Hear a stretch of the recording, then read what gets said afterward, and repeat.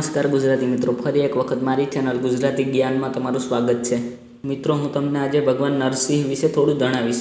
તો વિડીયો આગળ વધારું તે પહેલાં જલ્દીથી વિડીયો લાઇક કરી સાથે ચેનલ સબસ્ક્રાઈબ કરી બેલ આઇકનને દબાવો, જેથી કરીને મારા નવા વિડીયોનું નોટિફિકેશન તમને મળે સૌથી પહેલાં। ભગવાન વિષ્ણુના કુલ 10 અવતાર છે, જે મેં આગમસ પણ વિડીયો બનાવેલો છે, જે તમે ઉપર આઈ બટનમાં ક્લિક કરી જોઈ શકો છો। શ્રી નરસિંહ વિષ્ણુ ભગવાનનો ચોથો અવતાર છે અને એમને શક્તિ અને બળના દેવતા માનવામાં આવે છે।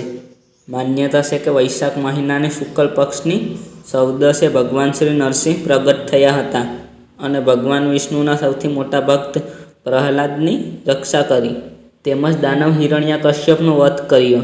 તેના પછી દરેક વર્ષે વૈશાખ મહિનાની શુક્લ પક્ષની 14 ને નરસિંહ જયંતીના રીતે ઉજવવામાં આવે છે।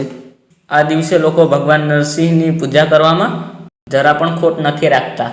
તો બસ મિત્રો, આજના વિડીયોમાં આટલું જ। તો મિત્રો, કેવો લાગ્યો વિડીયો? જો તમને પસંદ આવ્યો હોય તો તમારા મિત્રો સાથે જરૂર શેર કરો અને હા, સાથે ચેનલ સબસ્ક્રાઈબ કરી લો, કારણ કે હું આ જ્ઞાનથી ભરપૂર રહસ્યમય વિડીયો આપણી સરળ ગુજરાતી ભાષામાં બનાવતો જ રહું છું। તમારો બહુમૂલ્ય સમય આપવા બદલ ખૂબ ખૂબ આભાર।